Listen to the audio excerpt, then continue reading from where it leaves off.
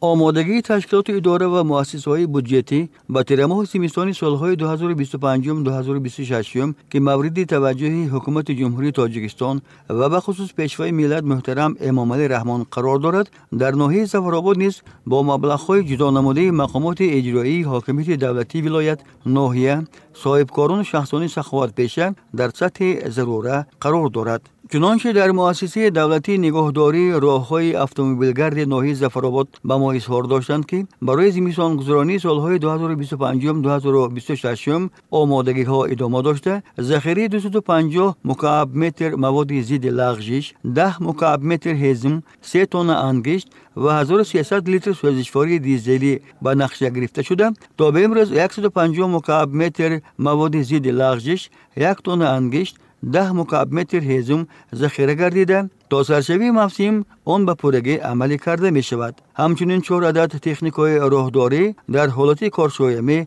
قرار دارد. در سمت شغل‌پوش مومفرش‌کنی، تعمیر و ازنف‌سازی راه‌های اتومبیلگرد اهمیت محلی داشته و مومفرش‌کنی کوچه و پس کوچه‌های حدود جماعت‌ها با جلب تکنیک و متخصصان و کارگران مؤسسه دولتی نگهداری راه‌های اتومبیلگرد ناحیه ظفرآباد کار با مرام ادامه دارد. در موازنه مؤسسه دولتی نگهداری راه‌های اتومبیلگرد ناحیه 254 کیلومتر راه‌های کاتگوری مختلف قرار داشته، در 8 ماه سپری شده سال روان 45 کیلومتر تعمیر جاری، 3 کیلومتر تعمیر اساسی و 5 کیلومتر راه شغل‌پوش کرده شده است. همزمان با مبلغ گذاری صاحبکاران شخصانی سخاوت پیشه و اهالی تا به امروز 5 کیلومتر تعمیر اساسی، 12 کیلومتر تعمیر جاری و 20 کیلومتر راه شغل‌پوش کرده شده. در همین این کارها متخصصان مؤسسه دولتی نگهداری راه‌های اتومبیلگرد ناحیه به اهالی کمک رسانی کرده ایستادند. در اساس دستور سپارش‌های اساسگذاری صلح و وحدت ملی پیشوای ملت تصمیم گرفتیم که ما 4 کیلومتر راه‌های داخلی شهرک را منفرش نماییم.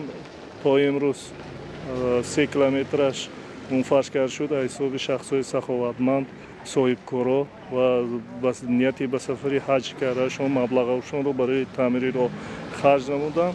برای تعمیر راه‌ها 400,000 سوم تا امروز خرج شده است از طرف صاحبکارا شخص‌های سخاوتمند.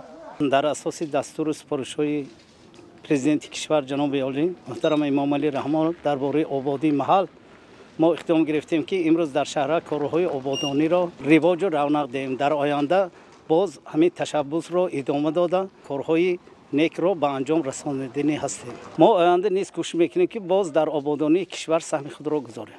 طوری که به مشاهده میرسد جهت اجرایشی دستور سپارش و هدایت‌های پیشوای ملت محترم امامعلی رحمان در همه منطقه‌های ولایت به خصوص حدود جماعت‌های دهات کارهای منفرش‌کنی راه‌های اتومبیلگرد و کوچه و پس کوچه‌های محلی زیست با سرعت ادامه داشته با مبلغ گذاری صاحبکاران شخصان سخاوت پیشه و اهالی این روند به حکم عنعنه نیک وارد شده است. یعنی در آینده نزدیک تا به دهات دوردست و موضع‌های سیاحی راه‌های آباد و منفرش سیمای طبیعی دیار را باز هم پرتراوت‌تر خواهند کرد.